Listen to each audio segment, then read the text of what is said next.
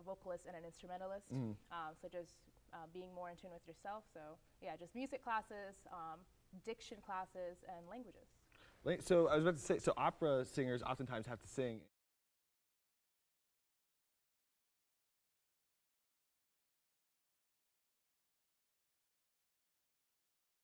Language, but yeah, we have to sing in German, Italian, French, Spanish, and then newer classical pieces involved other languages. So knowing Spanish has really helped me out with those romantic languages, which I've taken Italian at Miami, and then I focus a lot in German pieces. So yeah, I do have to learn those languages, and we have to study them and know the meaning of what we're singing and all of that. That's impressive. Do you so do you learn to speak the languages first and then sing, or do you just like start just singing some of those languages? So we start learning the different pronunciation tools for each of those individual languages, and then within our singing and within the lyrics of our music, not necessarily speaking the language, but being able to sing and be able to pronounce those words correctly is what we focus on mainly. Very interesting, very cool. Well, so I know you have your event, The Sounds of Spring 2, coming up on May 7th. Could you go ahead and tell us a little bit about that? Right. So that event is going to be my friend and I, we're putting on a fundraising recital for a program that we got accepted into this summer at the American Institute of Musical Studies in Ames. It's called Ames. And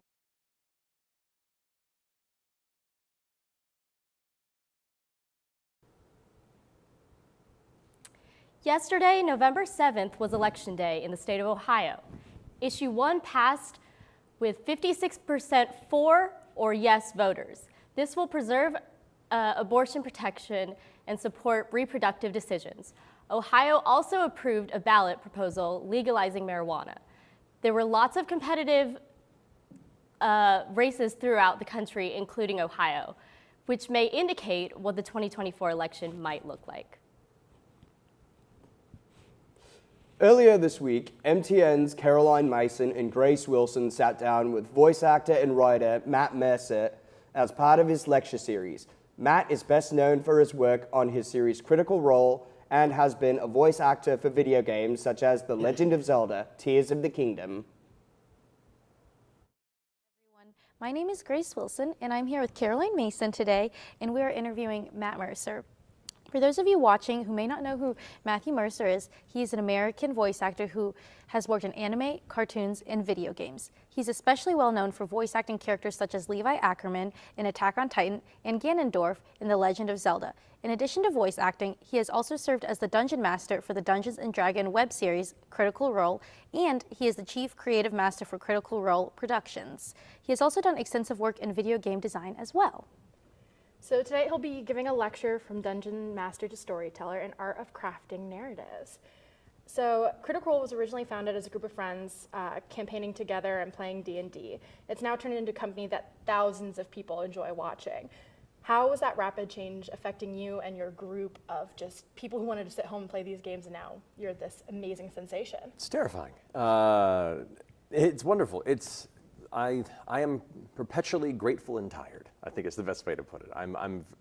We never expected this to be a thing. It was very scary initially to even put it on the internet, because when you put something you're passionate about online, there's a chance people will tear it asunder and light it on fire. But we were very grateful that we found a wonderful community that continued to grow ever since, and suddenly we had a business that we had to take care of, whether we were ready or not. And going into business with your friends is a very scary thing, but we made sure that it was friendship first, and as the years go on, we've just become stronger friends, and it's led to a lot of unique stresses as time has gone on, but overall very grateful. I would say it hasn't changed a lot, other than us growing tighter over the years by the nature of making more things together and being more passionate about it. And feeling the responsibilities of now having a company where the things we do affect the livelihood of dozens of people we get to work and collaborate with, which is wonderful and also a unique stress. That's awesome. It can definitely take a lot of courage to put stuff you make out there. So yeah, It's wonderful. You just have to be prepared for the possible impact, but it's extremely fulfilling if you can find the courage. Gotcha. And then we wanted to ask you, do you have any tips for people that want to get into voice acting? Ooh. First things first, voice acting is based in the acting element more than it is the voice. You want to be able to bring a believable, honest performance to any sort of character you want to interpret, whether it be an extremely rich narrative around a heroic character fallen from grace, or if it's, you know, a young anime teen who fights demons, you know, like regardless of the character or the story, you want to be able to come to it with an honest perspective and an honest tool set. So training as an actor, training as a performer, even outside of the voice-specific elements, is the most important facet of it. Having a toolbox of voices and dialects is useful, but it's not necessary. There are many very successful voice actors that just use their natural speaking voice, but they're very good actors. And then learning how to act on mic is another skill set on top of that. That involves being present for the microphone, to where the nerves of not having other actors to work off of often doesn't prevent you from being in the moment. A lot of it is theater of mind, using your imagination to envision the spaces where you're traversing, to envision the combat that's happening around you, to feel the emotions in the moment when it's just you alone in an isolation booth surrounded by audio foam, you know, with a headset and a window with 3 people judging you on the other side. Hello, everyone. If you've been following MTN this semester, you'll recall hearing that Pulleys had pulled the toasted roll from their menu. We are pleased to announce that the toasted roll is back on the menu. Students and alumni can celebrate a Miami University classic being returned to its rightful place. Make sure to swing by to grab one this week in celebration. Before heading over to sports, MTN had the opportunity to speak with Sam Deary, who is a current Miami student that made an appearance on NBC's The Voice. Let's hear more about Sam and his journey. So here we have Sam Deary, the sensation from Ohio, who proudly represented Lebanon, Miami University, and Hopes and Dreams on the Voice stage this season. Sam, how are you doing today? Absolutely fantastic. Well, welcome me real tough, find shelter in me, when there's no one else to love, keep me in mind. I got some. I'm a member and I promise to forget you now, but it's raining and I'm calling drunk. My medicine is drowning your perspective out, but I ain't taking any fault. Am I honest still? Am I half the man I used to be?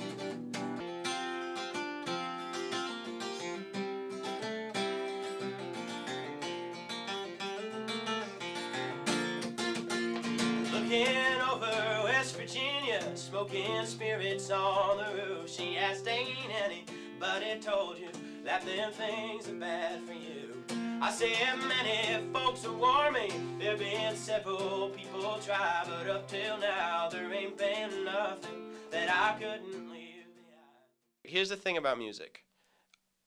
It was always a fun thing to do. So I got really good at guitar, I got pretty good at guitar, I got pretty good at piano, and I got pretty good at singing. And all of these things I got pretty good at just because I liked doing them. And whenever I tried to take piano lessons or tried to take guitar lessons, which I didn't really do, I think a max probably like 2 months put together of all those different types of lessons, I just get so bored. Like, why would I sit here and try and read these music notes when I could just play it? When did you start posting online, and how did that lead to The Voice? Okay, good question. I started posting online when I was about 17 years old, and I was so scared to do it. I don't know why. But little by little, little steps, just take a little step.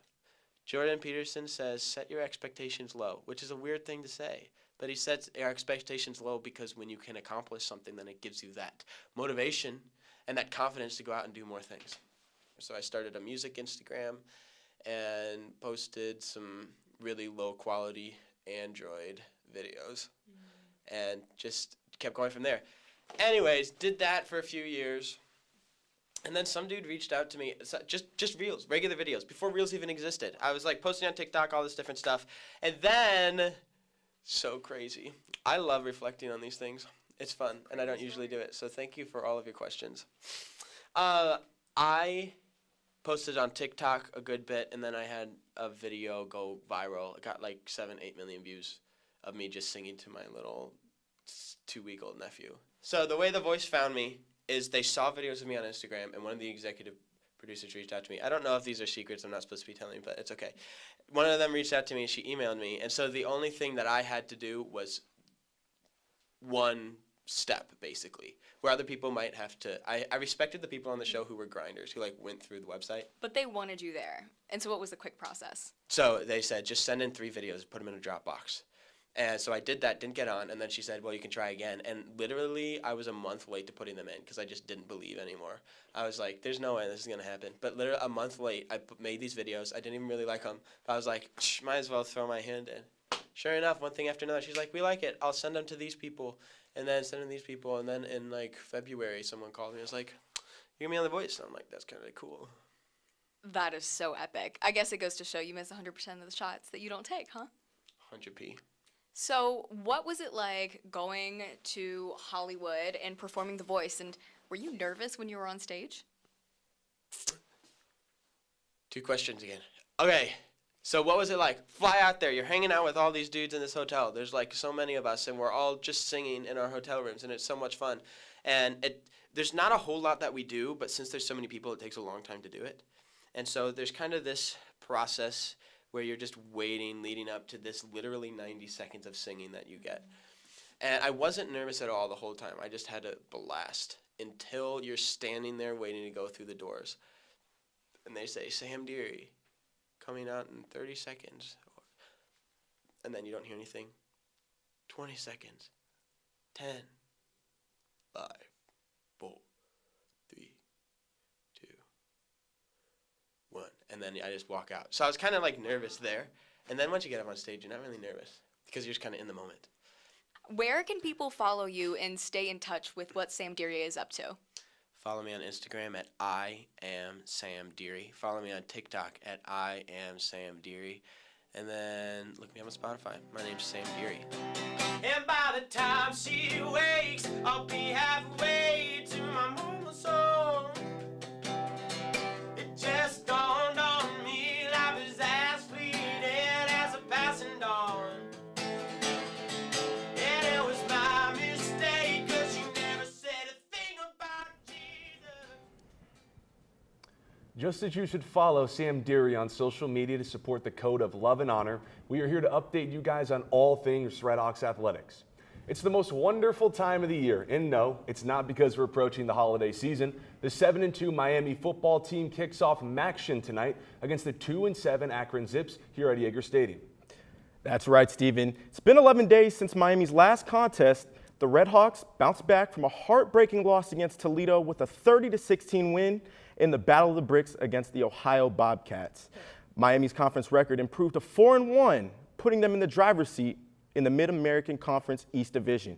All the Red Hawks need to do now is just win 2 of their next 3 games to secure a spot in the conference championship game. Now, Miami, they're not the only team that's taking the field tonight with a fresh off a rivalry win.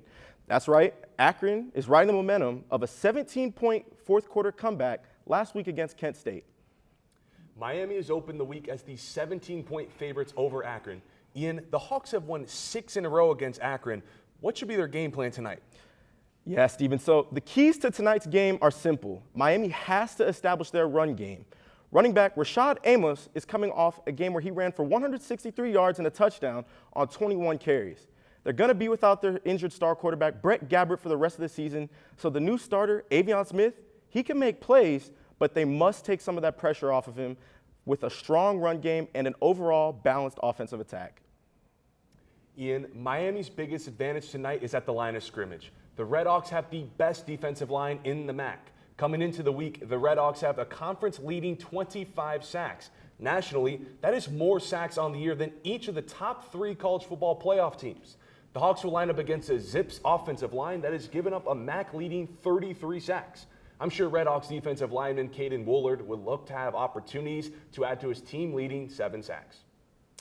Absolutely, Stephen. And finally, the Redhawks must play 60 minutes of smart football. They play these games for a reason. They call these games matching games for a reason. It's because stranger things have happened. They have to limit their turnovers, have strong game awareness, and they've got to keep momentum on their side. All gas, no brakes. They're facing a team that just scored 21 points unanswered against their rival to win a football game. We know that the Zips are going to come into Jaeger with their confidence up, and they would love to play spoiler on the road. You can support the Redhawks tonight at 7 p.m. here at Jaeger Stadium. Tickets are free for all students, but if you can't make the game, no problem. The Redhawks will be running the football on ESPNU. Jonathan? Thank you, Stephen. MTN interviewed one of the Red Hawk Radio exec members, Lauren Tolliver, where she told us about what the radio does and how Miami students can get involved. Hi, my name is Lauren Tolliver, and I am one of the co-music directors here at Red Hawk Radio. Red Hawk Radio is Miami's only student-run radio program here. We have a variety of different opportunities. You can have a radio show, a podcast, and we also have different committees. There's a music committee, writing committee, events committee, so lots of ways to get involved, as well as our sports program. So music committee is all about building a community for music lovers.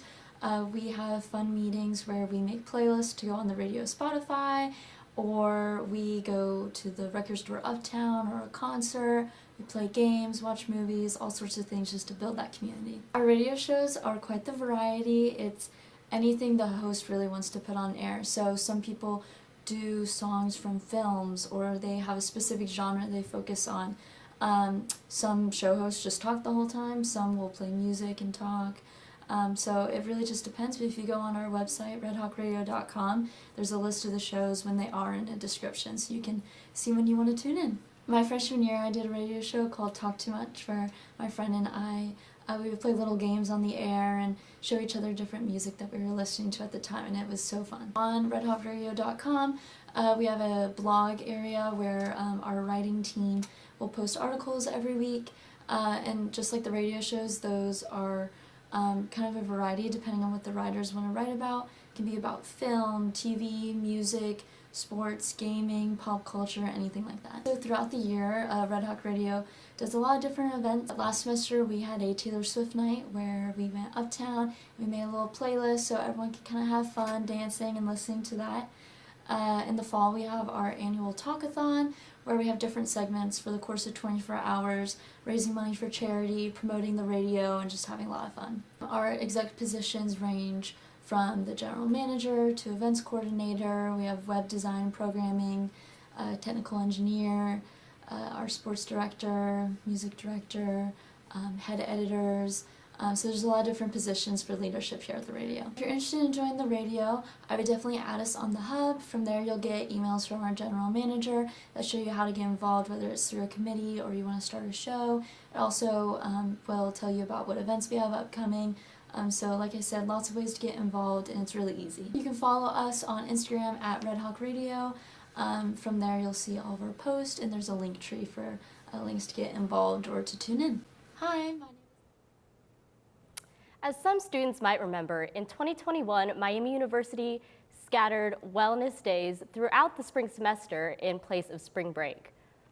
Miami's Mental Health Task Force studied the campus over the 2022 to 2023 school year and conducted wellness days, need to, once again, to fit in the calendar. There's a certain amount of instruction hours the university must meet, so exactly when the wellness days would take place is yet to be determined. Stay tuned for further updates. Miami University is seeking input on a new mission statement, and they are asking students to help share their thoughts on what the new mission statement should include. The university intends to use the survey to help their efforts to revise Miami's mission statement in time for 2024. Halloween is the time to get spooky, whether that's with horror movies or terrifying costumes. However, what do the crimes and incidents look like over the weekend here in Oxford? Well, October 26th to October 31st, there were a total of 9 car accidents, which is 4 less than last year's 13 accident report. Let's continue to stay safe out there. Thank you for tuning in to Miami Television News. I'm Jonathan. And I'm Pearl. Don't forget to follow us on Instagram and TikTok at Miami MTN.